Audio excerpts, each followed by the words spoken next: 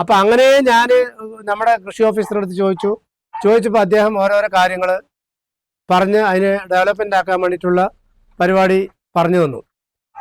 അപ്പം അങ്ങനെയാണ് ഞാൻ ഇതിനെക്കുറിച്ച് കൂടുതൽ മനസ്സിലാക്കി, ഇങ്ങനെ ഞാനിത് പറഞ്ഞുകൊണ്ടേയിരിക്കും.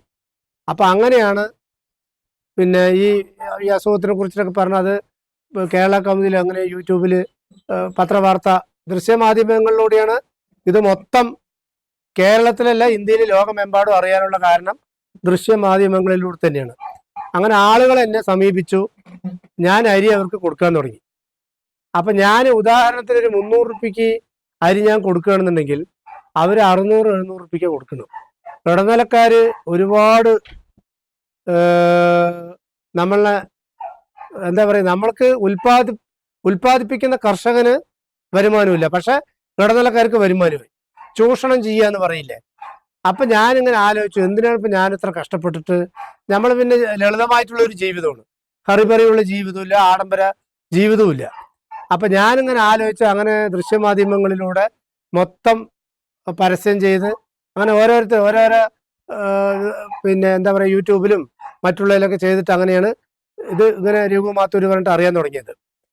അപ്പം ഇന്ന കൃഷി ചെയ്യണമെന്നുള്ള അറിയുന്നത്. അപ്പം ഞാൻ എന്തെന്ന് ചെയ്ത് വെച്ചാൽ ഇടനിലക്കാർക്ക് കൊടുക്കൽ നിർത്തി. ഇപ്പം നേരിട്ട് ഇപ്പോൾ ഇന്ത്യയിലേക്ക് എല്ലാവിടേക്കും വിടുന്നുണ്ട്. അതിന് നമ്മുടെ മാത്തൂർ പോസ്റ്റ് ഓഫീസിൽ എല്ലാ സൗകര്യം ചെയ്തതിൻ്റെ വിദേശ രാജ്യത്തേക്ക് കയറ്റി വിടാൻ ഉള്ള സൗകര്യം പാലക്കാട് ഹെഡ് പോസ്റ്റ് ഓഫീസിൽ നിന്ന് അതിനുള്ള സൗകര്യം ഇപ്പോൾ അവർ ചെയ്യാൻ തുടങ്ങി. അപ്പോൾ ഒരു 5-6 വർഷമായിട്ട് സ്ഥിരമായിട്ട് പോസ്റ്റ് ഓഫീസിലൂടെ വിടുന്ന സമയത്ത് അവർക്ക് എന്നെക്കുറിച്ച് അറിയാലോ ഇത്രയും ചെയ്യേണ്ടതെന്നുള്ളത്.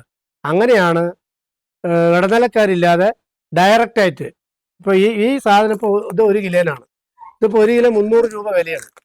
ഇത് ഞാൻ നേരെ ഇപ്പോൾ ബാംഗ്ലൂരിൽ നിന്നൊരു കസ്റ്റമർ നമ്മൾ വിളിച്ചിട്ട് 2 കിലോ അരി വേണം പറഞ്ഞാൽ ഇത് നമ്മൾ കൊടുക്കും. 100 രൂപ എക്സ്ട്രാ വരും, എന്തിനാണ് പോസ്റ്റൽ ചാർജ്. അപ്പോൾ ഇങ്ങനെയാണ് നമ്മൾ കൊടുക്കുന്നത്. പിന്നെ ഈ കഞ്ഞി വെക്കുന്നതിൻ്റെ ഉള്ള ഒരു പ്രയാസങ്ങൾ പലവരും ചോദിക്കും. കാരണം ഒരേടി നമ്മൾ കുക്കറിൽ വെച്ചിട്ട് 10 വിസിൽ വന്നിട്ട് കാര്യമില്ല. ആദ്യം നമ്മൾ അരിയിട്ടു, കഴുകി അരിയിട്ടതിന് ശേഷം 2 വിസിൽ വന്നിട്ട് നമ്മൾ ഓഫാക്കുക. എന്നിട്ട് ഒരു 10-15 മിനിറ്റ് കഴിഞ്ഞിട്ട് വീണ്ടും ഓണാക്കിയിട്ട് ഒരു 2 വിസിൽ വരട്ടെ, അത് 4 വിസിലോട് കൂടിയിട്ട് പിന്നെ വേകും.